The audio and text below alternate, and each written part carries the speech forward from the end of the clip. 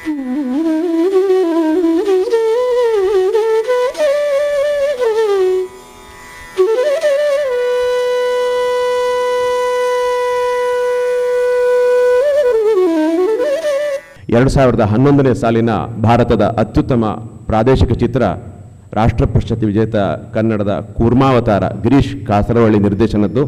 ಆ ಸಿನಿಮಾಕ್ಕೆ ಅತ್ಯುತ್ತಮ ಪ್ರಾದೇಶಿಕ ಚಿತ್ರ ರಾಷ್ಟ್ರೀಯ ಪ್ರಶಸ್ತಿ ಸಿಕ್ಕಿದೆ ಹಾಗೂ ಅಂತಾರಾಷ್ಟ್ರೀಯ ಪ್ರಶಸ್ತಿಯೂ ಸಿಕ್ಕಿದೆ. ಇನ್ನೊಂದು ಬಹಳ ಮುಖ್ಯವಾದ ಸಂಗತಿ ಅಂತ ಹೇಳಿದ್ರೆ, ಚಿತ್ರಬ್ರಹ್ಮ ಅಂತ ಖ್ಯಾತರಾಗಿದ್ದ GB ಅಯ್ಯರ್ ಅವರು ನಿರ್ದೇಶಿಸಿದ್ದಂತಹ ಆದಿಶಂಕರಾಚಾರ್ಯ ಸಂಸ್ಕೃತ ಸಿನಿಮಾ, ಇದರ ನಿರ್ಮಾಣದಲ್ಲಿ GB ಅಯ್ಯರ್ ಅವರೊಂದಿಗೆ ದುಡಿದ ಒಂದು ಹೆಗ್ಗಳಿಕೆಯು ಡಾಕ್ಟರ್ ಶಿಕಾರಿಪುರ ಕೃಷ್ಣಮೂರ್ತಿ ಅವರದು. ಆ ಚಲನಚಿತ್ರ ಪ್ರದರ್ಶನಗೊಂಡಾಗ ಅದರ ಕನ್ನಡ ಅವತರಣಿಕೆಯನ್ನು ನೀಡಿದ್ದು ನನಗೆ ನೆನಪಿದೆ. ಅದಕ್ಕೆ ನಾನು ಸಾಕ್ಷಿಯಾಗಿದ್ದೆ. ಅದಕ್ಕಾಗಿ ಇದನ್ನು ಉಲ್ಲೇಖ ಮಾಡ್ತಾ ಇದ್ದೇನೆ. ವಿಶೇಷವಾಗಿ ಡಾಕ್ಟರ್ ಶಿಕಾರಿಪುರ ಕೃಷ್ಣಮೂರ್ತಿಯವರು ಮಾನವ ಸಂಪದ್ ವಿಕಾಸ ಕ್ಷೇತ್ರದಲ್ಲಿ ಬಹಳ ಕೆಲಸ ಮಾಡ್ತಾ ಇರೋದರಿಂದ ಇಂದು ಮಾನವನಲ್ಲಿನ ಪರಿಪೂರ್ಣತೆಯ ಅಭಿವ್ಯಕ್ತಿ ಎಂಬ ವಿಚಾರದ ಮೇಲೆ ತಮ್ಮ ಅನಿಸಿಕೆಗಳನ್ನು, ಚಿಂತನೆಗಳನ್ನು ನಮ್ಮೊಂದಿಗೆ ಹಂಚಿಕೊಳ್ತಾರೆ ಡಾಕ್ಟರ್ ಶಿಕಾರಿಪುರ ಕೃಷ್ಣಮೂರ್ತಿ. ಸದಾಶಿವಸಮಾರಂಭಾಂ ಶಂಕರಾಚಾರ್ಯ ಮಧ್ಯಮಾಂ ಅಸ್ಮದಾಚಾರ್ಯಪರ್ಯಂತಾಂ ವಂದೇ ಗುರು ಪರಂಪರಾಂ. ಈ ದೇಶದ ಗುರು ಪರಂಪರೆಯನ್ನು ವಂದಿಸುವಾಗ ನನ್ನ ಹೃದಯದಲ್ಲಿ ಅತ್ಯಂತ ಶ್ರೇಷ್ಠವಾದ ಸ್ಥಾನ ಹೊಂದಿರುವ ಆದಿಶಂಕರಾಚಾರ್ಯರನ್ನು ನೆನೆಸ್ತಾ, ಅವರು ಮಾಡಿ ಬಿಟ್ಟ ಕೆಲಸವನ್ನು ಮತ್ತೊಮ್ಮೆ ಮಾಡಿದ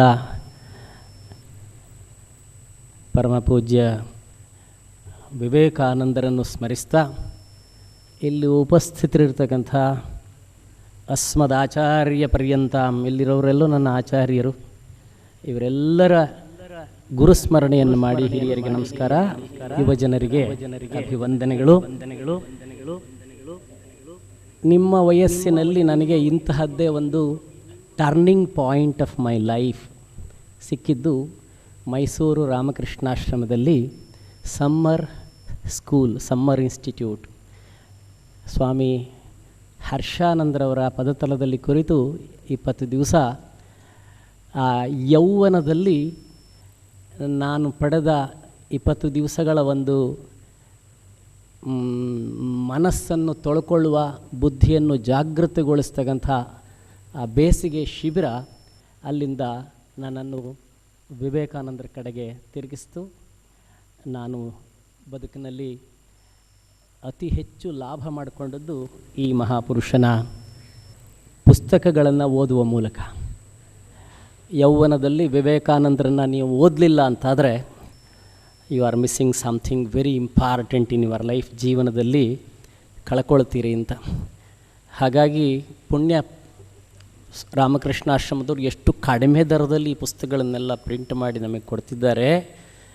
ನಾವೆಲ್ಲರೂ ಕೂಡ ನಮ್ಮ ಟೇಬಲ್ ಮೇಲೆ ಇಟ್ಕೊಂಡು ಬೇಜಾರಾದಾಗ ಸುಮ್ಮನೆ ತಿರುಗಿಸ್ಬೇಕು, ಯಾವುದೋ ಒಂದು ಪೇಜ್ ತಿರುಗಿಸ್ಬೇಕು. ನಮಗೆ ಆ ಪ್ರತಿಯೊಂದು ಪೇಜಲ್ಲೂ ನಮಗೆ ಅಮೃತ ಸಂಜೀವನಿ ಸಿಗ್ತದೆ. ಆ ರೀತಿ ಈ ಯೌವನದಲ್ಲಿ ತುಂಬ ವಿಚಲಿತರಾಗಿರುವಂಥ ವಯಸ್ಸು. ಆ ಸಮಯದಲ್ಲೇ ಶಿಕ್ಷಣವನ್ನು ಕೊಡುವುದು. ಒಂದು ಸಂಸ್ಕೃತ ಸುಭಾಷಿತ ಹೇಳುವಂತೆ, ಕಾಡಿನ ಆನೆಯನ್ನು ಎಲ್ಲೋ ಎಲ್ಲೋ ಎಲ್ಲೋ ಎಲ್ಲೋ ಹೋಗಿ ಏನೇನೋ ಮಾಡಿಕೊಂಡು ತನ್ನ ಶಕ್ತಿಯನ್ನೆಲ್ಲ ಸುಮ್ಮನೆ ಹ್ರಾಸ ಮಾಡ್ಕೊಳ್ತಿರೋ ಆನೆಯನ್ನು ಅದನ್ನು ಚೆನ್ನಾಗಿ ಖೆಡ್ಡಾಗಿ ಹಾಕಿ ಸರಿ ಮಾಡಿ, ಆನೆಯಂತಹ ನಮ್ಮೆಲ್ಲರ ಮನಸ್ಸನ್ನು ಶಿಕ್ಷಣದ ಮೂಲಕ ಜೀವನದ ಉದ್ದೇಶದ ಕಡೆಗೆ ತಿರುಗಿಸುವುದು ವಿವೇಕಾನಂದರ ಕಲ್ಪನೆಯ ಶಿಕ್ಷಣ. ವಿವೇಕಾನಂದರನ್ನು ನಾನು ಗಂಭೀರವಾಗಿ ಓದುವ ಅಗತ್ಯ ಬಂತು. ಯಾಕಂದರೆ ವಾಟ್ ಈಸ್ ಇಂಡಿಯನ್ ಮ್ಯಾನೇಜ್ಮೆಂಟ್ ಅಂಥೇಳಿ ಒಂದು ಸ್ವಲ್ಪ ಎಲ್ಲ ಮಾಡುವಾಗ ವಿವೇಕಾನಂದರ ಕಲ್ಪನೆಯಲ್ಲಿ ವ್ಯಕ್ತಿ ವಿಕಾಸ ಅಂದ್ರೇನು, ಶಿಕ್ಷಣ ಎಂಬುದು ವ್ಯಕ್ತಿ ವಿಕಾಸ. ಇಲ್ಲಿ ಕೂತ ಪ್ರತಿಯೊಬ್ಬ ವಿದ್ಯಾರ್ಥಿಯು ಈಗ ನಾನು ನಿಮಗೆ ಕೊಡುವಂಥ ವಿವೇಕಾನಂದರು ಕೊಟ್ಟಿರುವ 12 ಸೂತ್ರಗಳನ್ನು ನೆನ್ಪಿಟ್ಕೊಳ್ಳಿಕ್ಕೆ ಸಾಧ್ಯ ಆದರೆ ನೆನ್ಪಿಟ್ಕೊಳ್ಳಿ, ಇಲ್ಲದೇ ಇದ್ದರೆ ಬಿಟ್ಬಿಡಿ, ಇನ್ನೇನು ಮಾಡೋದು. ನೆನಪಿಟ್ಕೊಳ್ಳೋಕ್ಕೆ ಸಾಧ್ಯ ಆದರೆ ಅಂದರೆ ಬರ್ಕೊಳ್ಬಾರ್ದು. ಇಲ್ಲೆಲ್ಲ ವಿದ್ಯಾರ್ಥಿಗಳು ನಂಗೆ ಗೊತ್ತಿದೆ, ನಾನು ಮಾಸ್ಟರ್ ಆಗಿದ್ದವನು. ಬರ್ಕೊಂಡ್ರೆ ಪುಸ್ತಕದಲ್ಲೇ ಬಿದ್ದಿರುತ್ತೆ, ಬರ್ಕೋಬೇಡಿ, ಯಾರೂ ಬರ್ಕೊಳ್ಬೇಡಿ, ಬಹಳ ದೊಡ್ಡ ವಿಷಯ ಅಲ್ಲ. ವಿವೇಕಾನಂದರು ನಮಗೆ ಕೊಟ್ಟಂತಹ ಶಿಕ್ಷಣದ ಔಟ್ಕಮ್ 12 ನಿಮಗೆ ನಾನು ಸಂಗ್ರಹಿಸಿ ಕೊಡ್ತಾ ಇದ್ದೇನೆ. ನಾನು ಮಾಡುವ HRD ಪ್ರೋಗ್ರಾಮ್ನಲ್ಲೆಲ್ಲ ಅದನ್ನ ಇನ್ಸಿಸ್ಟ್ ಮಾಡ್ತೇನೆ. ಅದರಿಂದ ಇವರಿಗೂ ಅದನ್ನು ಕೊಟ್ಟರೆ ನನ್ನ ಭಾಷಣ ಮುಗೀತು. ಮೊದಲನೇದು, ನೀವು ನಿಮ್ಮನ್ನು ಕನ್ನಡಿಯಲ್ಲಿ ನೋಡ್ಕೊಂಡಿದ್ದೀರಾ? ಅದೇ ಮಾಡ್ತೀವಿ, ಭಾಳ ಹೊತ್ತು ಅದೇ ಮಾಡ್ತೀವಿ. ನಮ್ಮನ್ನು ನಾವು ಕನ್ನಡಿಯಲ್ಲಿ ನೋಡ್ಕೊಂಡಾಗ ತುಂಬ ಹೊತ್ತು ನಿಂತ್ಕೊಂಡು ನೋಡ್ಕೊಳ್ತಿರುವಾಗ ಸ್ವಲ್ಪ ಒಳಗೆ ಹೋಗ್ತೀರಾ. ಒಳಗೆ ಹೋಗು ಮೊದಲು ಹೊರಗಿನ ಮೂಲಕ ಒಳಗೆ ಹೋಗಬೇಕಾದ್ರಿಂದ ನಿಮ್ಮ ಎಪಿಯರೆನ್ಸ್ ಹೇಗಿದೆ? ನಾನು 10 ಜನರ ಎದುರುಗಡೆ ಹೋಗುವಾಗ ನನ್ನ ಎಪಿಯರೆನ್ಸ್ ಹೇಗಿರಬೇಕು? ಒಂದು ಮುಖಭಾವ ಹೇಗಿರಬೇಕು? ದೊಡ್ಡವರನ್ನು ನೋಡುವಾಗ ಹೇಗಿರಬೇಕು? ನಮ್ಮ ವೇಷಭೂಷಣ ಹೇಗಿರಬೇಕು? ನಿಮ್ಮನ್ನು ನೋಡ್ತಿದ್ದ ಹಾಗೆ ಯಾರಿಗಾದರೂ ಒಂದು ಇಂಪ್ರೆಸ್ ಆಗುವ ಹಾಗೆ. ನೀವೆಲ್ಲ ಇಂಟರ್ವ್ಯೂಗೆಲ್ಲ ಹೋಗ್ತೀರಿ, ಹೋಗುವಾಗ ಹೇಗೆ ಹೋಗ್ತೀರಿ? ನಿಮ್ಮನ್ನು ಮಾತಾಡಿಸೋ ಮೊದಲು ನಿಮ್ಮನ್ನು ನೋಡ್ತಿದ್ದ ಹಾಗೆ ಅವರಿಗೆ ಓಹೋ ಆಗ್ಬೋದು ಈ ಮನುಷ್ಯ ಅಂತ. ಅದು ಬಿಟ್ಟು ನಿಮ್ಮ ವೇಷಭೂಷಣ ಎಲ್ಲ ನೋಡ್ತಿದ್ದಾಗೆ ಅಯ್ಯಪ್ಪ ಇವ ಬೇಡ ನಮ್ಮ ಕಂಪನಿಗೆ ಅಂತ ಹೇಳುವ ಹಾಗಿದ್ದರೆ ಅಪಿಯರೆನ್ಸ್ ಭಾಳ ಇಂಪಾರ್ಟೆಂಟು. ಆದರೆ ಅದಕ್ಕೆ ಸ್ವಾಮೀಜಿ ಕೊಡುವುದು ಕೇವಲ 8% ಮಾತ್ರ. ನಾವು ಭಾಳಷ್ಟು ಅದೇ ಮಾಡ್ತೇವೆ. ಹೆಣ್ಮಕ್ಳು ದೊಡ್ಡ ಸಂಖ್ಯೆಯಲ್ಲಿದ್ದಾರೆ. ಎಷ್ಟೊಂದು ಮೇಕಪ್ ಮಾಡ್ತೀರಿ? ಮೇಕಪ್ ಮಾಡಿದರೆ ಅದನ್ನು ಕೀಪಪ್ ಮಾಡಲಿಕ್ಕೆ ಹೋಯಿತು ಸಮಯ ವ್ಯರ್ಥ. ಆದ್ದರಿಂದ ಮೇಕಪ್ ಮಾಡಬಾರ್ದು. ನಾವು ಹೇಗಿದ್ದೀವಿ ಹಾಗೆಯೇ ಇದ್ದದ್ರಲ್ಲಿ ಗ್ರೂಮಿಂಗ್ ಮಾಡಿ ನಮ್ಮ ಅಪಿಯರೆನ್ಸನ್ನು ನಾವು ಇಂಪ್ರೂವ್ ಮಾಡ್ಕೊಳ್ಬೇಕು. ಇದು ಮೊದಲನೇದು. ಇದಕ್ಕೆ ಶಿಕ್ಷಣದಲ್ಲಿರುವಂಥದ್ದು ಯೋಗ, ನಿತ್ಯ ವ್ಯಾಯಾಮ, ಆಟ, ಒಳ್ಳೆ ಆಹಾರ, ವಿಹಾರ, ನಿದ್ರೆ ಎಲ್ಲ ಹಿತಮಿತವಾಗಿ ಚೆನ್ನಾಗಿ ಮಾಡಿದರೆ ನಮ್ಮ ಅಪಿಯರೆನ್ಸ್ ಲಕ್ಷಣ ಬ್ರಹ್ಮ ತೇಜಸ್ಸು ನಮ್ಮ ಮುಖದಲ್ಲಿ ಕಾಣಲಿಕ್ಕೆ ಶುರುವಾಗುತ್ತೆ. ಎರಡನೆಯ ಗುಟ್ಟು ವಿವೇಕಾನಂದರು ನಮ್ಗೆ ಹೇಳಿದ್ದು, ಯಶಸ್ಸಿನ ಗುಟ್ಟು ಶಿಕ್ಷಣದಿಂದ ಪಡಿಬೇಕಾದ್ದು ನಮ್ಮ ಸ್ವಭಾವದ ಮೇಲೆ ನಮಗೊಂದು ನಿಯಂತ್ರಣ ಬರಬೇಕು. ಇಲ್ಲಿ ಕೂತವರೆಲ್ಲ ಯೋಚನೆ ಮಾಡಿ, ನನ್ನ ಸ್ವಭಾವ ಏನು? ಸ್ವಲ್ಪ ಸಿಟ್ಟು ಜಾಸ್ತಿಯಾ ನನಗೆ, ಅಥವಾ ಸಿಟ್ಟು ಅಥವಾ ತುಂಬ ಸಮಾಧಾನವ? ಏನು ಅನ್ಯಾಯ ಆದರೂ ಸುಮ್ಮನೆ ತಡಕತ್ತೀನ, ಅಥವಾ ಏನಾದರೂ ಪ್ರತಿಕ್ರಿಯೆ ಕೊಡ್ತೀನ, ಅಥವಾ ಇದರ ಮಧ್ಯದಲ್ಲಿ ಸಾತ್ವಿಕತೆ ಇದೆಯಾ ನನಗೆ? ಸ್ವಭಾವ ನಿಯಂತ್ರಣ ಇದೆಯಾ ನನಗೆ? ಸ್ವಭಾವ ನಿಯಂತ್ರಣ ಗಡಿಬಿಡಿಯಾ ಅಥವಾ ನಿಧಾನವ? ಸ್ವಲ್ಪ ಮಾತು ಜಾಸ್ತಿಯಾ ಮಾತು ಕಡಿಮೆಯಾ? ಇದೆಲ್ಲ ನಿಮಗೆ ಬಂದದ್ದು ಜೆನೆಟಿಕ್. ನಿಮ್ಮ ಅಪ್ಪ ಅಮ್ಮ ಅಜ್ಜ ಅಜ್ಜಿ ಸೋದರ ಮಾವ ಕಡೆಯಿಂದ ಬಂದಿರ್ತದೆ.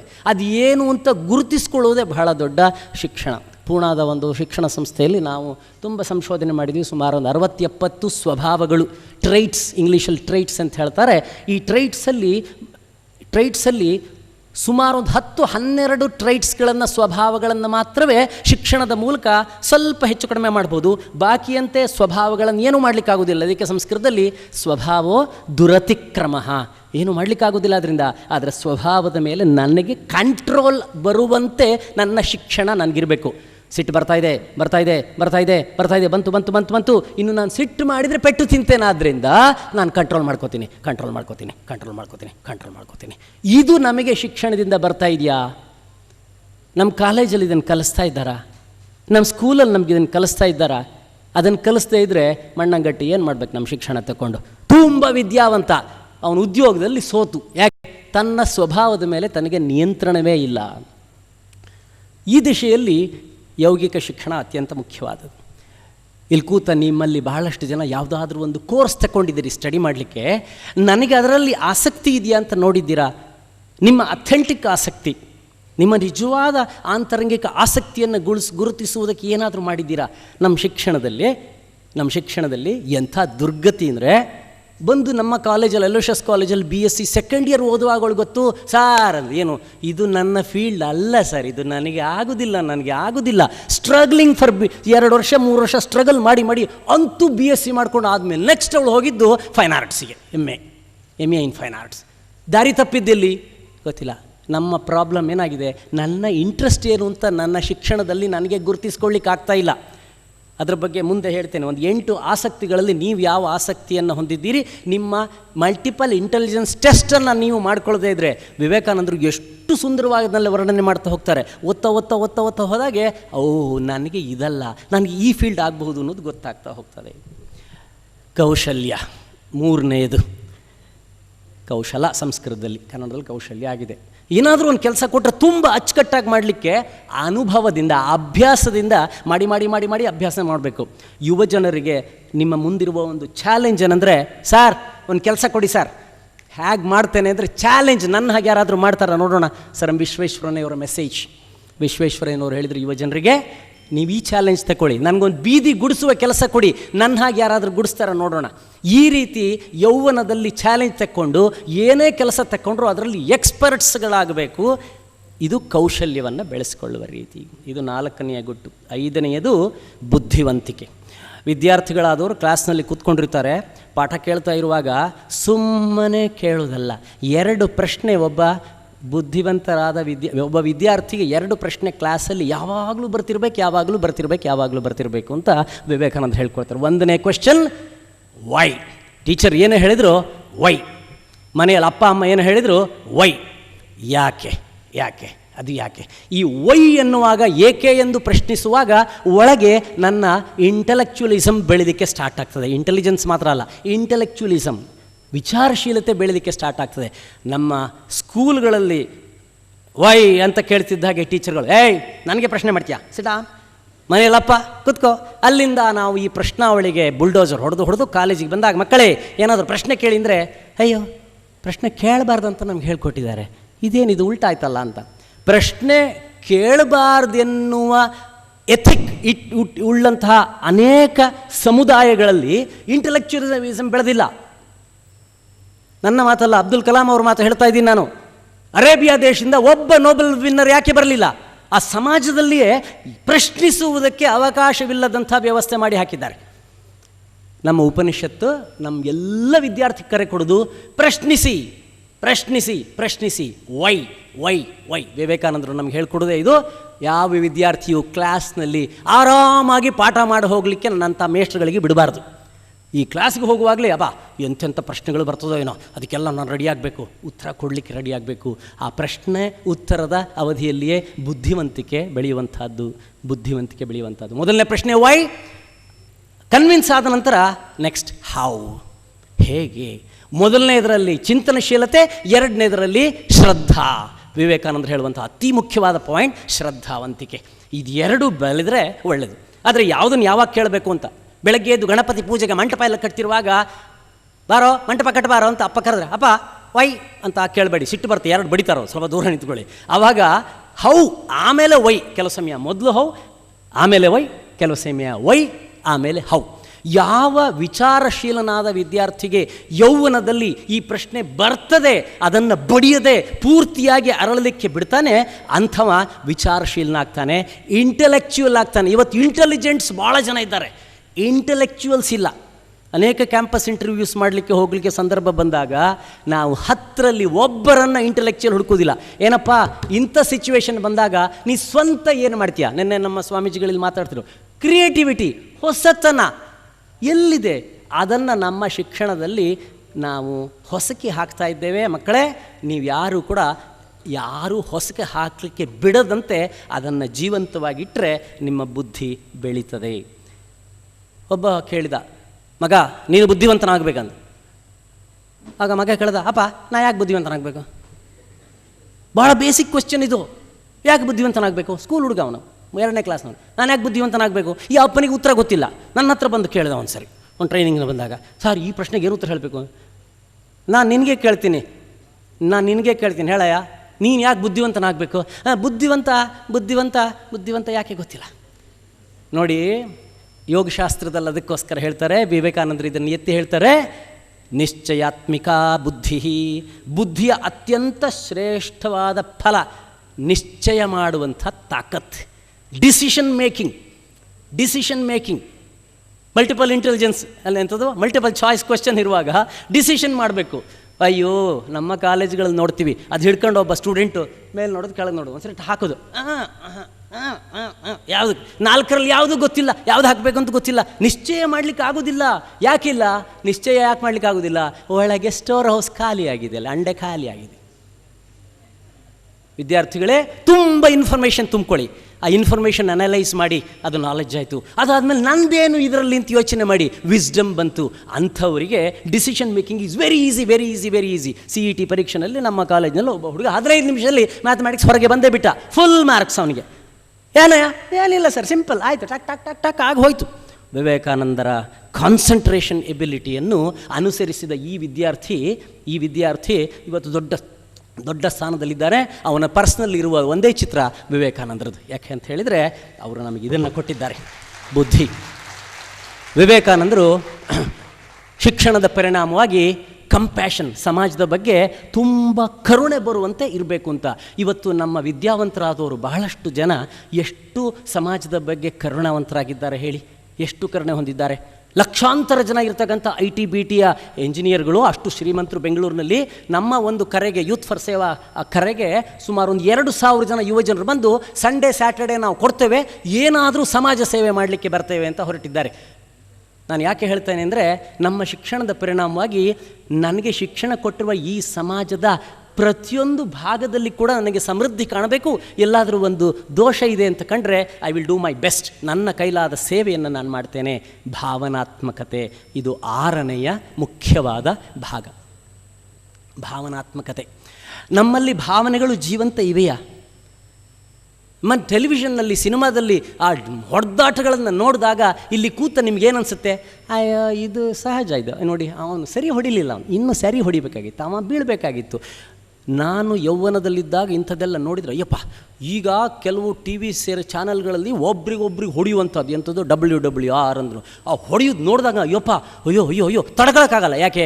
ನನ್ನಲ್ಲಿ ಇನ್ನೂ ಭಾವನೆಗಳು ಜೀವಂತ ಇದೆ. ಅನೇಕ ಯುವ ಜನರಿಗೆ ನೋಡಿದಾಗ ಚೆನ್ನಾಗಿದೆ. ನಿಮ್ಮ ಒಳಗೆ ಈ ಭಾವನೆಗಳು ಈ ರೀತಿ ಸತ್ತು ಹೋಗಿದ್ರೆ, ಈ ಕ್ರೌರ್ಯ ನಿಮ್ಮಲ್ಲಿ ಬೆಳೀತಾ ಇದ್ದರೆ, ನಾಳೆ ನೀವೇನು ಮಾಡ್ತೀರಿ? ನಿಮಗೆ ಉಳಿದವರು ಏನು ಮಾಡ್ತಾರೆ? ನಮ್ಮ ಶಿಕ್ಷಣದ ದುಷ್ಪರಿಣಾಮವಾಗಿ ಇವತ್ತು ಮೀಡಿಯಾ ಬಗ್ಗೆ ನಮಗಿರುವ ಅತಿ ದೊಡ್ಡ ಆಕ್ಷೇಪ ಅಂತ ಹೇಳಿದರೆ, ಇದನ್ನು ಹರಡ್ತಾ ಇದ್ದೇವೆ ನಾವು. ವೈಲೆನ್ಸ್. ಪ್ರೈಮರಿ ಸ್ಕೂಲ್ ಲೆವೆಲಲ್ಲಿ ಆ ಮಕ್ಕಳಿಗೆ ವೈಲೆನ್ಸ್ ಬಂತು ಅಂತಾದರೆ, ಆ ಬೆಂಗಳೂರಿನ ಸ್ಕೂಲ್ನಲ್ಲಿ ಆಗ್ತದೆ. 7ನೇ ತರಗತಿ ಮಕ್ಕಳೆಲ್ಲರೂ ಮಧ್ಯಾಹ್ನ ಲಂಚ್ ಬ್ರೇಕ್ನಲ್ಲಿ 3ನೇ ತರಗತಿ ಒಬ್ಬ ಡುಂಡುಂಡಿರ್ತಕ್ಕಂಥ ಹುಡುಗನಿಗೆ ಹೊಡೆಯುವುದು, ಮೇಲೆ ಬಿಸಾಡುವುದು, ಎಲ್ಲ ಮಾಡಿ ಆ ಹುಡುಗ ಹಾಸ್ಪಿಟಲೈಸ್ಡ್. ಯಾಕೆ? ನಿನ್ನೆ ದಿವಸ TVಲಿ ಇಂಥದ್ದೇ ಒಂದು ನೋಡಿದ್ವಿ ನಾವು, ಅಮೆರಿಕಾ ದೇಶ. ನಮ್ಮ ಶಿಕ್ಷಣದ ಪರಿಣಾಮವಾಗಿ ನಮ್ಮ ಒಳಗೆ ಆ ಒಂದು ತುಡಿತ, ಭಾವನೆಗಳ ತುಡಿತ ಬರಲಿಲ್ಲ ಅಂದರೆ ಪ್ರಯೋಜನ ಇಲ್ಲ. ಇದು 6ನೆಯದು.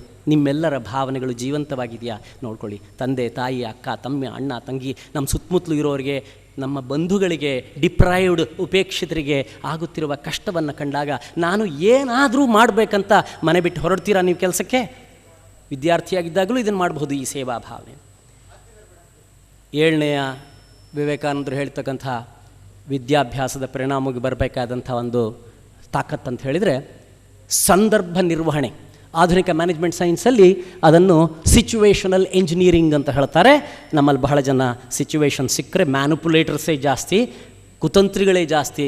ಸಂದರ್ಭವನ್ನು ಸದುಪಯೋಗ ಆಗುವಂತೆ ಕಟ್ಟುವಂಥ ತಾಕತ್ತು ನಿಮಗಿದೆಯಾ? ನಾಳೆ ಒಂದು ಒಳ್ಳೆಯ ಉನ್ನತವಾದ ಸ್ಥಾನ ಸಿಕ್ತು ನಿಮಗೆ, ಒಂದು ತಹಶೀಲ್ದಾರ್ ಸ್ಥಾನ ಸಿಕ್ತು ನಿಮಗೆ, ಒಂದು ಕಂಪನಿಯ CEO ಆಗುವಂಥ ಸ್ಥಾನ ಸಿಕ್ತು. ಆ ಸಂದರ್ಭವನ್ನು ಸದುಪಯೋಗ ಮಾಡಿಕೊಂಡು ನಿಮಗೆ ಮತ್ತು ಸಮಾಜಕ್ಕೆ ಉಪಯೋಗ ಆಗುವಂತೆ can you build up structures and systems by which you can effect progress.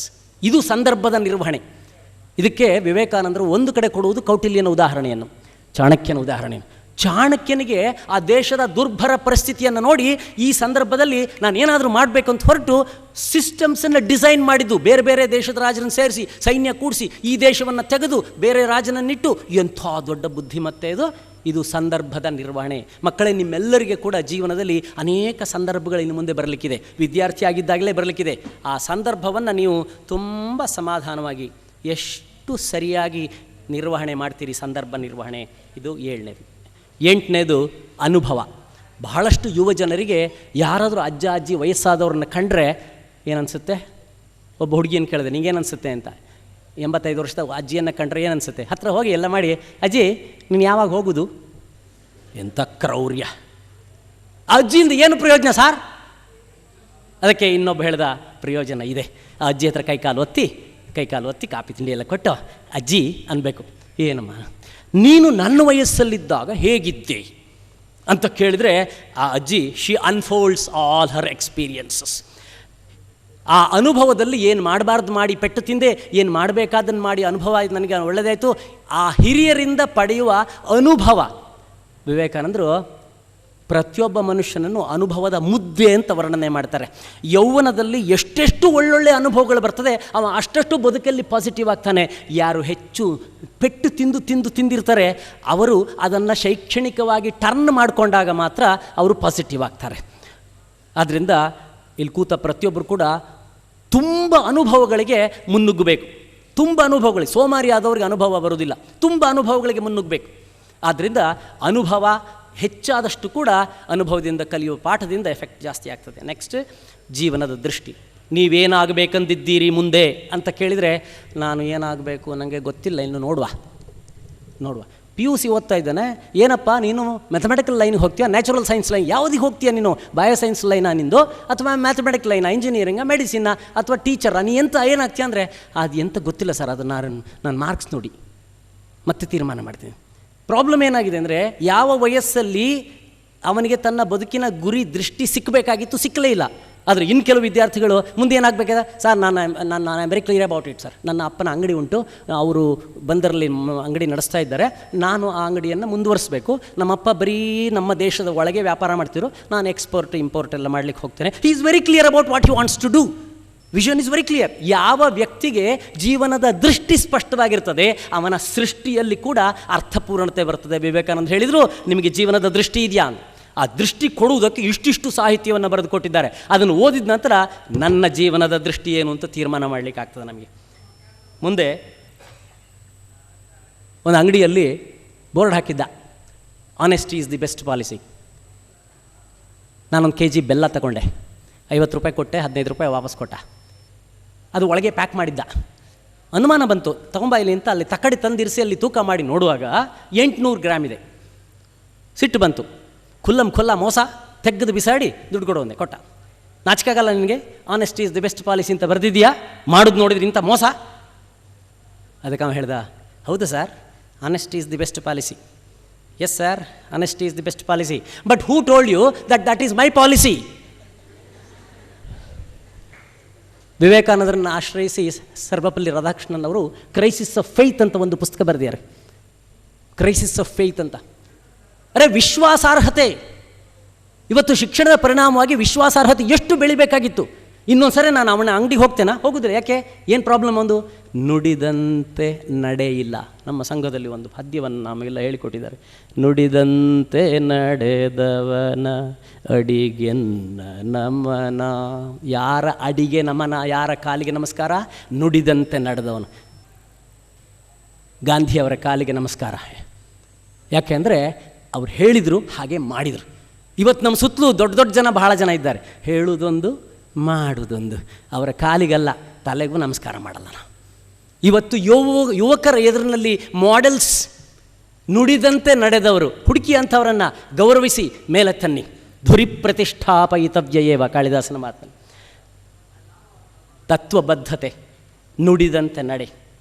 ಇಲ್ಲಿಗೆ 10 ಗೆಲುವಿನ ಗುಟ್ಟುಗಳನ್ನು ಹೇಳಿ ಆದಮೇಲೆ ವಿವೇಕಾನಂದರು ನಮ್ಗೆ ಹೇಳಿದ್ದು ಇನ್ನೆರಡು ಶಿಕ್ಷಣದ ಪರಿಣಾಮ ಬರಬೇಕಾಗಿದ್ದು. ಒಂದು ಏನಾದರೂ ಒಂದು ಕೆಲಸ ತಗೊಂಡ್ರೆ ಟೂತ್ ಆ್ಯಂಡ್ ನೈಲ್ ಹಿಡಿದು ನಾನು ಅದನ್ನು ಮಾಡ್ತೇನೆ ಎಂಬತಕ್ಕಂಥ ಮನೋಬಲ.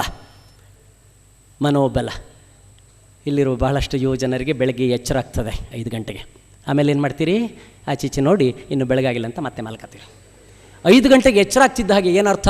ನಿಮ್ಮ ದೇಹ ಹೇಳ್ತು, ಸಾಕು ನನಗೆ ರೆಸ್ಟ್ ಸಾಕು, ಗೆಡಪ್ ಅಂತ ಅರ್ಥ. ಆಗ ನೀವೇನು ಮಾಡ್ತೀರಿ? ರೆಸ್ಟ್ ಸಾಕು, ಆದರೂ ಇನ್ನೊಂದು ಸ್ವಲ್ಪ ಇರಲಿ, ಮಲಗ್ತೀರಿ. 7 ಗಂಟೆಗೆ ಎದ್ದ ಮೇಲೆ ಆಯಸ್ಸು ಹೋಯಿತು. ಆ ಬೆಳಗಿನ ಮುಂಜಾವಿನ ಅಮೃತ ಗಳಿಗೆ ಹೋಯಿತು, ನಮ್ಮ ಕೈಯಿಂದ ಹೋಯ್ತು. ಆಗ ಹೇಳಲಿಕ್ಕೆ ಆಗಲಿಲ್ಲ ಸರ್ ನನಗೆ. ಮತ್ತು ಏನಾಯಿತು? ನಾನು ಹೇಳ್ಬೇಕು ಅಂತಿದ್ದೆ, ಆಗಲಿಲ್ಲ. ಇದೇನು ಪ್ರಾಬ್ಲಮ್ ಇದು? ವಿವೇಕಾನಂದರು ಇದನ್ನು ಬಹಳ ಚೆನ್ನಾಗಿ ಯೌಗಿಕವಾಗಿ ಅನಾಲಿಸಿಸ್ ಮಾಡ್ತಾರೆ. ಆ ಬೆಳಗಿನ ಜಾವ ನಿಮಗೆ ಫೈಟ್. ಯಾರ್ಯಾರಿಗೆ ಫೈಟು? ನಿನ್ನ ಮೈಂಡಿಗೂ ನಿನ್ನ ಬಾಡಿಗೂ ಫೈಟ್. ಮೈಂಡ್ ಹೇಳುತ್ತೆ, ಹೇಳು ತುಂಬ ಕೆಲಸ ಇದೆ, ಹೇಳು ನಿನ್ನೆ ರಾತ್ರಿ ಏನು ಹೇಳಿದ್ದೆ, ಹೇಳ್ತೀನಿ ಅಂತ ಹೇಳು. ಬಾಡಿ ಹೇಳುತ್ತೆ, ಇಲ್ಲವೇ ಸ್ವಲ್ಪ ಮಲಗ್ತೀನಿ, ಬೆಚ್ಚಗಿದೆ, ನಾನು ಸ್ವಲ್ಪ ಮಲಗ್ತೀನಿ. ಆಗ ಬಾಡಿಗೂ ಮೈಂಡಿಗೂ ಫೈಟ್ ಆಗುವಾಗ ನೀನು ಯಾರ ಪಾರ್ಟಿ ಸೇರ್ತೀಯಾ? ಬಾಡಿ ಪಾರ್ಟಿ ಸೇರ್ತೀಯಾ? ಮೈಂಡ್ ಪಾರ್ಟಿ ಸೇರ್ತೀಯಾ? ಮೈಂಡ್ ಪಾರ್ಟಿ ಸೇರೋದು ಹೀಗೆಲ್ಲಿರ್ತಿತ್ತು, ಬಾಡಿ ಪಾರ್ಟಿ ಸೇರಿದ್ರಿಂದ ಮಲಗ್ತೀರಿ ನಾವು. ಆ ಮೈಂಡ್ ಪಾರ್ಟಿಗೆ ಸೇರಿದರೆ ಎದ್ದು ಬಿಡ್ತೇವೆ ನಾವು. ಬೆಳಗ್ಗೆ ಎಲ್ಲೋ ಹೋಗಬೇಕಾಗಿದೆ, ರಿಸರ್ವೇಷನ್ ಮಾಡಿದ್ದೇವೆ, ನಿದ್ರೆ ಬರ್ತಾ ಇದ್ರು ಹೇಳ್ತೀವಿ ನಾವು. ಇದನ್ನೇ ವಿಲ್ ಪವರ್ ಅಂತ ಕರೆಯುವಂಥದ್ದು. ಇದೇ ಮನೋಬಲ ಯುವಕರೇ, ಇದೇ ಮಹಾಬಲ. ವಿವೇಕಾನಂದರು ನಮಗೆಲ್ಲರೂ ಹೇಳಿದ್ದು ಮಹಾಬಲ ಇದು. ಈ ತರಹ ಮಹಾಬಲಿಷ್ಠರಾದವರು ನಾವು 100 ಜನ ದೇಶವನ್ನು, ಪ್ರಪಂಚದ ಗತಿಯನ್ನೇ ಬದಲಾಯಿಸಬಲ್ಲೆವು ಅಂತ ಅವ್ರು ಹೇಳಿದರು. ಕಡೆಯದಾಗಿ ಇಷ್ಟೆಲ್ಲ ಮಾಡುವಾಗ ಉಡುಪಿಯ ಕಥೆ. ಉಡುಪಿಯಲ್ಲಿ ಒಬ್ಬರು ಮಾಸ್ಟರ್ ಇದ್ರಂತೆ, ಎಲ್ರಿಗೂ ಒಂದೊಂದು ಬಾಳೆಹಣ್ಣು ಕೊಟ್ಟು ಯಾರು ಕಾಣದೆ ಇದ್ದ ಕಡೆ ತಿಂದು ಬನ್ರಿ ಅಂದರು. ಎಲ್ಲರೂ ತಿಂದು ಬಂದರು, ಅಲ್ಲಿ ಇಲ್ಲಿ ತಿಂದು ಬಂದರು. ಒಬ್ಬ ಮಾತ್ರ ತಿಂದು ಬರಲಿಲ್ಲ. ಯಾಕಯ್ಯ ತಿನ್ನಲಿಲ್ಲ ಅಂದರೆ, ಎಲ್ಲ ಕಡೆಯಲ್ಲೂ ನನ್ನನ್ನು ಒಬ್ಬ ನೋಡ್ತಾ ಇದ್ದಾನೆ ಅಂತ ಕಂಡ ಆದ್ದರಿಂದ ಅವನೊಬ್ಬ ಪಾಸು, ಉಳಿದವರೆಲ್ಲ ಫೇಲ್ ಅಂತ ಹೇಳಿದರು. ನಾನು ಇದೆಲ್ಲ ಹೇಳುವ ಉದ್ದೇಶ, ಆತ್ಮಸಾಕ್ಷಿ. ನಮ್ಮ ಒಳಗೆ ಒಬ್ಬ ಇದ್ದಾನೆ, ಅವನು ನಾನು ಮಾಡುವುದೆಲ್ಲ ನೋಡ್ತಾ ಇದ್ದಾನೆ. ಮಕ್ಕಳೇ, ನೀವು ಯಾರನ್ನು ತೃಪ್ತಿಪಡಿಸೋ ಅಗತ್ಯ ಇಲ್ಲ. ನಿಮ್ಮ ಒಳಗಿರುವ ದೇವರನ್ನು ಅಥವಾ ಆತ್ಮವನ್ನು ತೃಪ್ತಿಪಡಿಸುವಂತೆ ನೀವು ಬದುಕಿದರೆ, ಆತ್ಮಸಾಕ್ಷಿಗೆ ಅನುಗುಣವಾಗಿ ಬದುಕಿದರೆ ಯಾರಿಗೂ ಹೆದರಬೇಕಾಗಿಲ್ಲ. ಒಂದು ಸರ್ಕಾರಿ ಅಧಿಕಾರಿಗಳು ಒಂದು ಸರ್ಕಾರಿ ಕಚೇರಿಗೆ ಹೋಗಿ ನಿಮ್ಮ ಕೆಲಸ ಆಗಬೇಕಾಗಿದೆ ಅನ್ನುವಾಗ ನಿಮಗೆ ಮಾರಲ್ ಗಟ್ಸ್ ಯಾವಾಗ ಬರ್ತದೆ ಅಂದರೆ, ನಾನು ದೇವರು ಮೆಚ್ಚುವಂತೆ ಕೆಲಸ ಮಾಡ್ಕೊಂಡು ನನ್ನ ಕರ್ತವ್ಯ ನಾನು ಮಾಡ್ತಾ ಇದ್ದೇನೆ ಸ್ವಾಮಿ, ನಿಮ್ಮ ಕೆಲಸ ನೀವು ಮಾಡಿದ್ದೀರಾ. ಒಬ್ಬ ವಿದ್ಯಾರ್ಥಿಗೆ ಬರುವ ಅಪಾರವಾದಂಥ ಈ ಆತ್ಮಬಲ ವಿವೇಕಾನಂದರು ಶಿಕ್ಷಣದ ಪರಿಣಾಮವಾಗಿ ಬರಬೇಕು ಅಂತ ಆಶಿಸಿದರು. ನಮ್ಮ ಶಿಕ್ಷಣ ವ್ಯವಸ್ಥೆಯಲ್ಲಿ ನಾನು ಹೇಳಿದ ಈ 12 ನಿಮಗೆ ಸಿಗ್ತಾ ಇದೆಯಾ ಮಕ್ಕಳೇ? 12ರಲ್ಲಿ ಎಷ್ಟು ಸಿಗ್ತಾ ಇದೆಯೋ ಅಷ್ಟು ಬೆಳಿತೀರಿ ನೀವು. ಎಲ್ಲಿ ಕಡಿಮೆ ಆಗಿದೆಯೋ ಅದನ್ನು ನೀವು ತುಂಬಿಸ್ಕೋಬೇಕು. ಇವತ್ತು ಅದು ಉದ್ದೇಶ. ಸುಮ್ಮನೆ ಭಾಷಣ ಮಾಡಿ ಹೋಗೋ ಬದಲು ಮತ್ತೊಮ್ಮೆ ನಿಮಗೆ ಕ್ಯಾರಿ ಹೋಮ್ ದೃಷ್ಟಿಯಿಂದ ಈ 12ಅನ್ನು ನೆನಪು ಮಾಡಲಿಕ್ಕೆ ಇಷ್ಟಪಡ್ತೇನೆ. ನೋಡುವ ನಿಮ್ಮ ಸ್ಮರಣ ಶಕ್ತಿ ಎಷ್ಟಿದೆ. ಮೊದಲನೇ ಗುಟ್ಟೇನು ಹೇಳಿ ವಿವೇಕಾನಂದ ಹೇಳಿದ್ದು? ಅಪಿಯರೆನ್ಸ್, ಆಕಾರ. 2ನೇದು ಸ್ವಭಾವ. 3ನೇದು ಸ್ಕಿಲ್, ಕೌಶಲ್ಯ. 4ನೇದು ಇಂಟ್ರೆಸ್ಟ್, ಆಸಕ್ತಿ. 5ನೇದು ಕಾಗ್ನಿಷನ್, ಇಂಟೆಲಿಜೆನ್ಸ್, ಬುದ್ಧಿವಂತಿಕೆ. 6ನೇದು ಭಾವನಾತ್ಮಕತೆ. 7ನೇದು ಸಿಚುವೇಶನಲ್ ಮ್ಯಾನೇಜ್ಮೆಂಟ್, ಸಂದರ್ಭ ನಿರ್ವಹಣೆ. 8 ಅನುಭವ, ಎಕ್ಸ್ಪೀರಿಯನ್ಸ್. 9 ವಿಷನ್ ಆ್ಯಂಡ್ ಮಿಷನ್, ಜೀವನಕ್ಕೊಂದು ದೃಷ್ಟಿ. 10 ಅಂಗಡಿ ನೆನಪಾಗುತ್ತೆ. ಪ್ರತಿಯೊಂದು ಒಂದೊಂದು ಉದಾಹರಣೆ ಮೂಲಕ ಕೊಟ್ಟದ್ದು ಯಾಕೆಂದರೆ ಮಕ್ಕಳೇ ನೆನಪಿಟ್ಕೊಳ್ಳಿ. ಅದು ತತ್ವಬದ್ಧತೆ, ಪ್ರಾಮಾಣಿಕತೆ, ನುಡಿದಂತೆ ನಡೆ. ವಿವೇಕಾನಂದ ಹೇಳಿದ ಕಡೆ 2ಕ್ಕೆ ಜಾಸ್ತಿ ಮಾರ್ಕ್ಸ್, 10 ಮಾರ್ಕ್ಸ್, 10%. ಮೊದಲನೇದು ವಿಲ್ ಪವರ್, ಮನೋಬಲ. ಕಡೆಯದು ಆತ್ಮಸಾಕ್ಷಿ. ವಿವೇಕಾನಂದ ಹೇಳಿದರು, ಈ 12ಅನ್ನು ಕೊಡುವ ಶಿಕ್ಷಣವೇ ಸರಿಯಾದ ಶಿಕ್ಷಣ. ಯಾವ ಶಾಲೆಯಲ್ಲಿ ಯಾವ ಮಾಸ್ಟರ್ಗಳು, ಯಾವ ಶಾಲೆಯಲ್ಲಿ ಶಾಲೆಯ ಮ್ಯಾನೇಜ್ಮೆಂಟ್ನವರು, ಯಾವ ಮನೆಯಲ್ಲಿ ಯಾವ ಹೆತ್ತವರು ನಮ್ಮ ಮಕ್ಕಳಿಗೆ ಇದನ್ನು ಕೊಡುವುದಿಲ್ಲ, ಅವರು ಬಹಳ ದೊಡ್ಡ ಅಪರಾಧ ಮಾಡ್ತಾ ಇದ್ದಾರೆ. ಅವರಿಗೆ ಯಾವ ಶಿಕ್ಷೆಯೂ ಸಾಲದು. ಈ ಹಿನ್ನೆಲೆಯಲ್ಲಿ ವಿವೇಕಾನಂದರು ಹೇಳಿದ ಶಿಕ್ಷಣದ ಪರಿಕಲ್ಪನೆಯ 3 ಮಾತುಗಳನ್ನು ಹೇಳಿ ಮುಗಿಸ್ತೇನೆ. 4 ಕಂಬಗಳ ಮೇಲೆ ಮಕ್ಕಳೇ ನಮ್ಮ ಬಿಲ್ಡಿಂಗ್ ಬೆಳಿಬೇಕು. 4 ಕಂಬಗಳ ಮೇಲೆ. ಆ 4 ಕಂಬಗಳನ್ನು ವಿದ್ಯಾರ್ಥಿಗಳಾಗಿದ್ದಾಗ ಗಟ್ಟಿ ಮಾಡ್ಕೊಳ್ಬೇಕು, ಪಿಲ್ಲರ್ ಹಾಕಿ.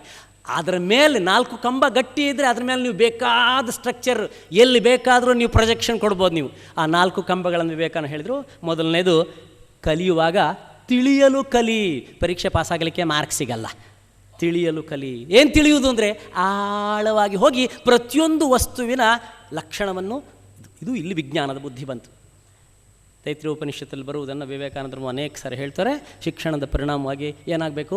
ಮೊದಲು ಅನ್ನಮಯ ಕೋಶ, ಅದಾದ ಮೇಲೆ ಪ್ರಾಣಮಯ ಕೋಶ, ಅಲ್ಲಿಂದ ಇನ್ನೂ ಒಳಗೆ ಹೋದಾಗ ಮನೋಮಯ ಕೋಶ, ಇನ್ನೂ ಒಳಗೆ ಹೋದಾಗ ವಿಜ್ಞಾನಮಯ ಕೋಶ, ಕಡೆಯಲ್ಲಿ ಆನಂದಮಯ ಕೋಶದಲ್ಲಿ ನಿಂತರೆ ಆ ವಿದ್ಯಾರ್ಥಿ ಜ್ಞಾನವನ್ನು ಪಡೆದಿದ್ದಾನೆ ಅಂತ ಅರ್ಥ. ಮೊದಲನೆಯ ಕಂಬ ತಿಳಿಯಲು ಕಲಿಯಿರಿ, ಮಾಡಲು ಕಲಿಯಿರಿ.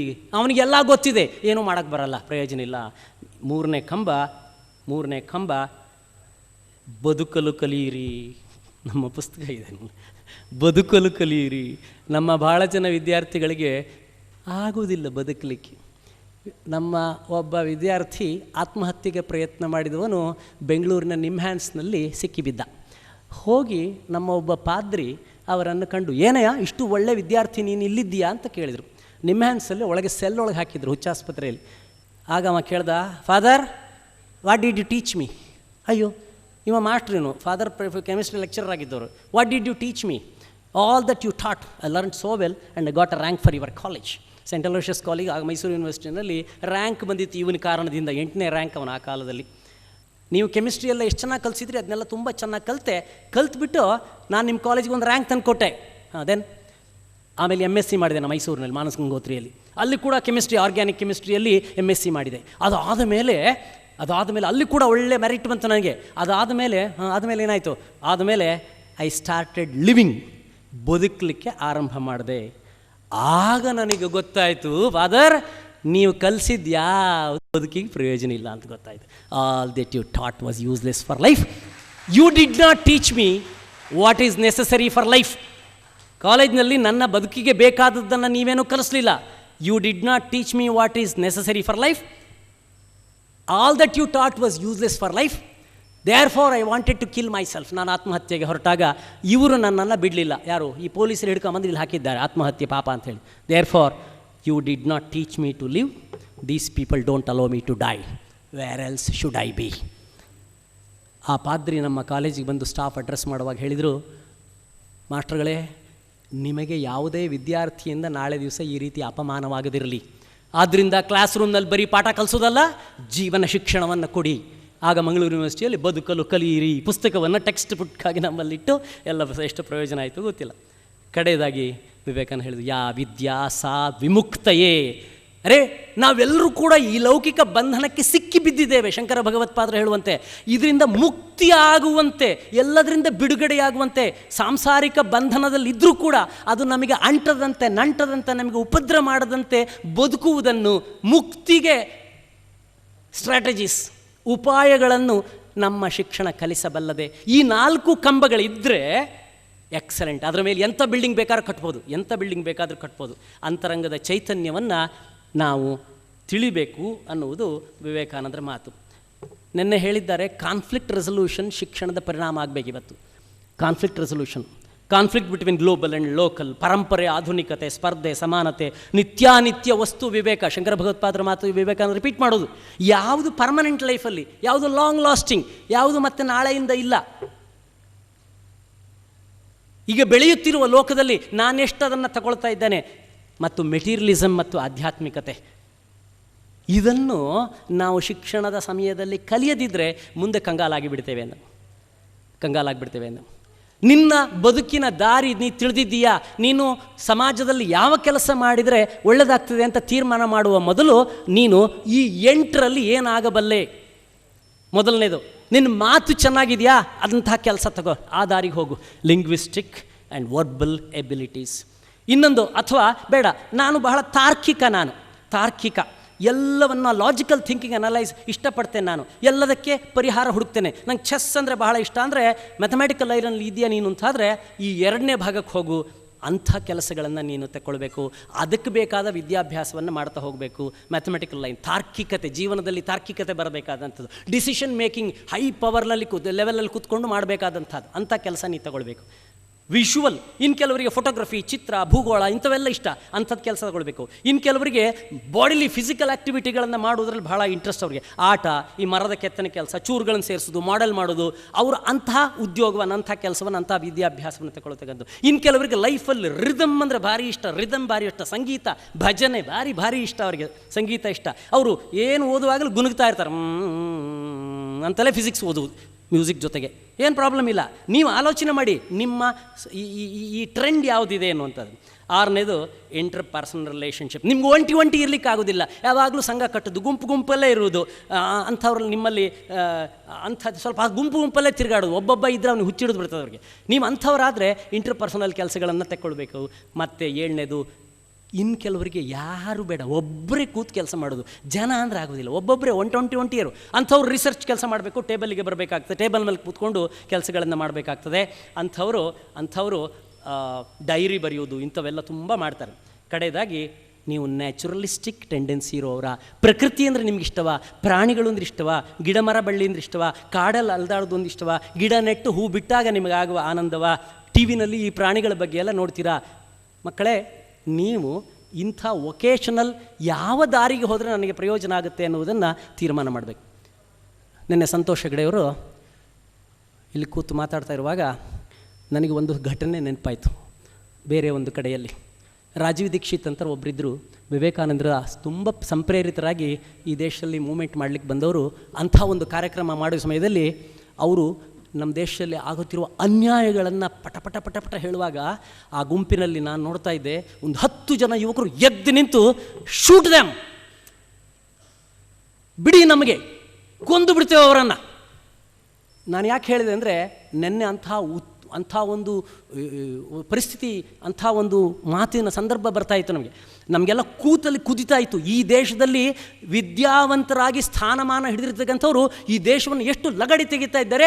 ಯುವ ಜನರು ನಾವೇನು ಮಾಡ್ತಾ ಇದ್ದೇವೆ? ನಮ್ಮ ಕಣ್ಣೆದುರುಗಡೆ ಅನ್ಯಾಯ ಆಗ್ತಾ ಇದೆ, ನಾವೇನು ಮಾಡ್ತಾ ಇದ್ದೇವೆ? ಇದರಲ್ಲಿ ಹಿಂಸೆ ಮಾಡಬೇಕು, ವಯಲೆನ್ಸ್ ಮಾಡಬೇಕು, ಶೂಟ್ ಮಾಡಬೇಕು ಅಂತ ಅರ್ಥ ಅಲ್ಲ. ಯಾವ ಮಾರ್ಗದಲ್ಲಿ ನಾವು ಸೂತ್ರಬದ್ಧವಾದ ಸಂಘಟನೆಯನ್ನು ಕಟ್ಟಿ ನಮ್ಮ ಯುವ ಜನರ ಎದುರುಗಡೆ ಓಟ್ ಕೇಳಲಿಕ್ಕೆ ಹೋಗುವಾಗ ನನಗೆ ಹೆದರಿಕೆ ಆಗ್ತದೆ ಅಂತ ಆಗಬೇಕು. ಅವ್ರಿಗೆ ಬರ್ತಾರೆ ನೋಡಿ, ನಾಳೆ ದಿವಸ ಬಾವುಟ ಹಿಡ್ಕೊಂಡೆಲ್ಲ ಬರ್ತಾರೆ, ಎಷ್ಟು ಅನ್ಯಾಯ ಮಾಡಿದವರು. ಅಡ್ಡ ಹಾಕ್ತೀರ ಅವರನ್ನು ನೀವು.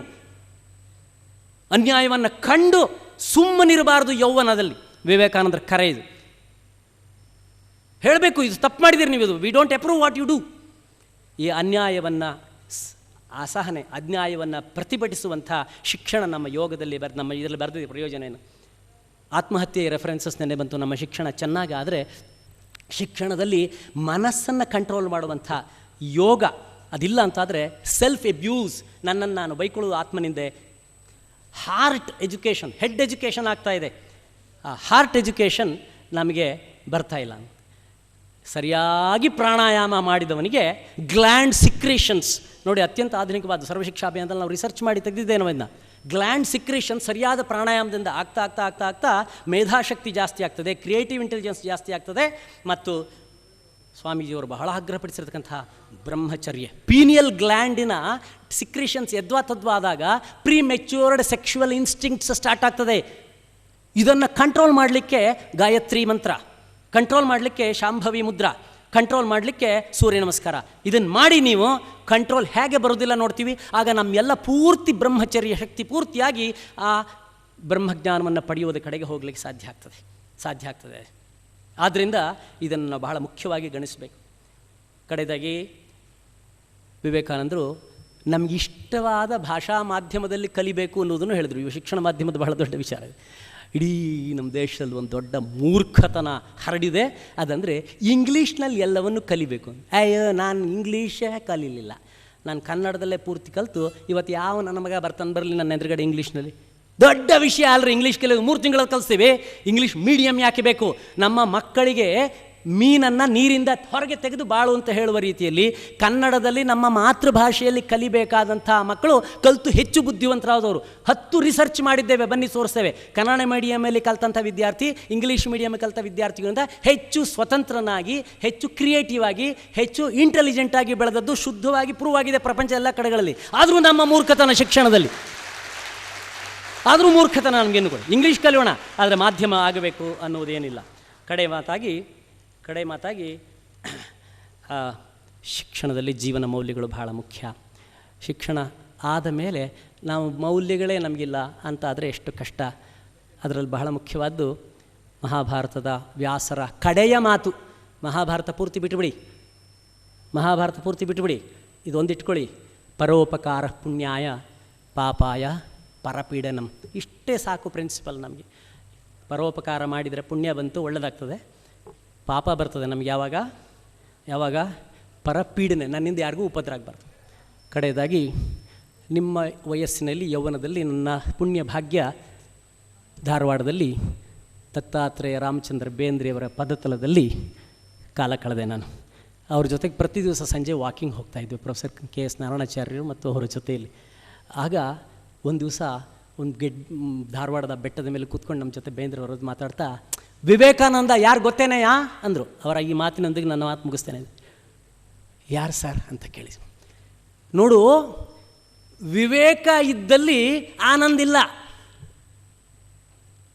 ಯಾಕೆಂದರೆ ವಿವೇಕ ಇದ್ದವನಿಗೆ ಅಯ್ಯೋ ಅದು ಸರಿ ಇಲ್ಲ, ಇದು ಸರಿ ಇಲ್ಲ, ನಾನೇನಾದರೂ ಮಾಡಬೇಕು, ಆ ತುಡಿತ ಎಷ್ಟಿರ್ತದೆ ಅಂತ ಹೇಳಿದರೆ ಅವ ದುಡಿಮೆಯಲ್ಲಿ ಹೊರಡ್ತಾನವನು, ಆನಂದಕ್ಕೋಸ್ಕರ ಹಿಂದೆ ಹೋಗೋದಿಲ್ಲ ಅವನು. ವಿವೇಕ ಇದ್ದಲ್ಲಿ ಆನಂದ ಇಲ್ಲ, ಇದಾಗಬೇಕು. ಆದರೆ ನಮ್ಮಲ್ಲಿ ಏನಾಗಿದೆ, ಆನಂದ ಇದ್ದಲ್ಲಿ ವಿವೇಕ ಇಲ್ಲ. ನಮ್ಮ ಬಹಳ ಯುವ ಜನರಿಗೆ ಆನಂದ, ಚೆನ್ನಾಗಿ ಕುಡಿದು ತಿಂದು ಸಿನಿಮಾ ತಿರುಗಾಡೆಲ್ಲ ಮಾಡಿ ಆನಂದ ಇದ್ದಲ್ಲಿ ವಿವೇಕ ಇಲ್ಲ. ಆದರೆ ವಿವೇಕವೂ ಇದ್ದು ಆನಂದವೂ ಇದ್ದವನೇ ವಿವೇಕಾನಂದ ಆದ.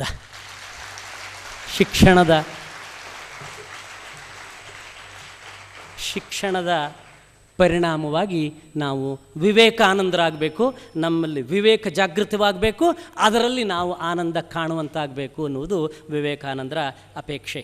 ಉಪನಿಷತ್ ಕಾಲದಲ್ಲಿಯೇ ದೊಡ್ಡ ಸವಾಲಿಗೆ ಉತ್ತರವನ್ನು ಕೊಟ್ಟಿದ್ದರು. ವಿವೇಕಾನಂದರನ್ನು ಕೋಟ್ ಮಾಡ್ತಾರೆ, ನ ಕರ್ಮಣ ನ ಪ್ರಜಯ ಧನೇ ನ ತ್ಯಾಗೇ ನೈಕೆ ಅಮೃತತ್ವ ಮಾನುಷು. ಹಾಗಾದರೆ ಅಮೃತತ್ವ ಯಾವುದರಿಂದ ಬರ್ತದೆ? ತ್ಯಾಗೇ ನೈಕೆ ಅಮೃತತ್ವ ಮಾನುಷು. ತ್ಯಾಗದಿಂದ ಮಾತ್ರವೇ ಅಮೃತತ್ವ ಬರ್ತದೆ. ಆ ತ್ಯಾಗ ಮೈನಹಿ ತೂಹಿ, ಈ ಜ್ಞಾನವನ್ನು, ಈ ವಿವೇಕವನ್ನು, ಈ ಬುದ್ಧಿಯನ್ನು ಕೊಡ್ತಕ್ಕಂಥ ಶಿಕ್ಷಣ ನಮ್ಮದಾಗಬೇಕೆಂಬ ವಿವೇಕಾನಂದರ ಕಲ್ಪನೆ. ಅದನ್ನು ಸಾಕಾರ ಮಾಡುವ ಜವಾಬ್ದಾರಿ ನಮ್ಮದು, ನಿಮ್ಮದು. ನಮಸ್ಕಾರ.